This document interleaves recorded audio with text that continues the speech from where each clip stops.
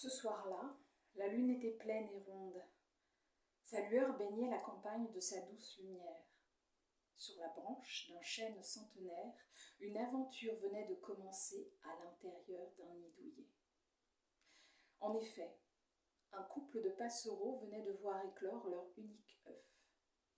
Un oisillon qui semblait bien fragile sortit de sa coquille. Il était petit, et ses parents le couvrent de suite de tout leur amour. Un duvet recouvrait son corps fragile. Seule une petite plume dorée, presque couleur feu, trônait sur sa tête. Ce petit être entouré d'amour était dynamique et curieux.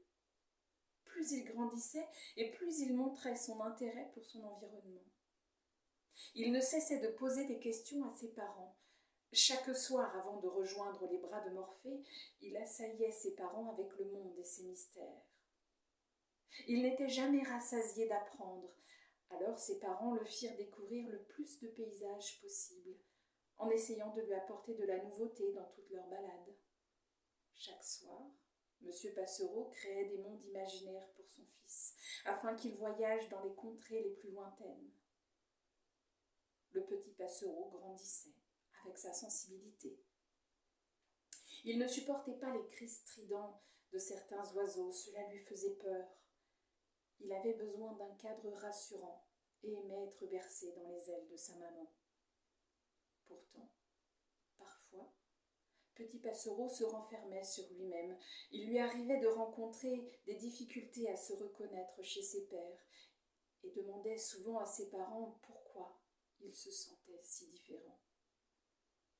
Ses parents lui assuraient que le monde était constitué d'êtres vivants différents et c'est ce qui en faisait sa richesse.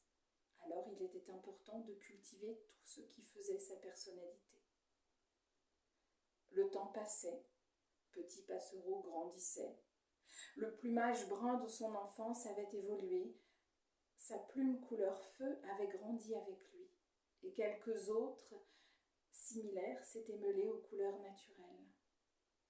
Sa curiosité d'enfance ne s'était pas éteinte, elle grandissait et lui donnait une certaine joie de vivre intérieure. Il aimait partager ses découvertes avec tous les oiseaux environnants. Ça semblait le faire vibrer. Monsieur et Madame Passereau étaient si fiers de lui. Un jour, il leur présenta une magnifique bergeronnette. Son plumage multicolore la faisait rayonner. Tous les deux étaient complémentaires et s'aimaient d'un amour sincère. Les deux amoureux décidèrent alors de se construire un nid pour commencer leur nouvelle vie. Petit Passereau, devenu grand, passait régulièrement voir ses parents. Quel bonheur de se retrouver et surtout de voir leur petit quitter le nid épanoui et en si bonne compagnie. Plus il s'épanouissait et plus ses plumes orangées prenaient de l'ampleur. Avec le temps, lui qui avait eu si peur d'être lui avait appris à s'accepter. Il volait aujourd'hui en compagnie de bergeronnettes, de la terre à l'eau des rivières, en fendant l'air de ses couleurs uniques. Lui, Petit Passereau, prenait l'allure d'un véritable phénix et explorait la vie sous les yeux de ses parents.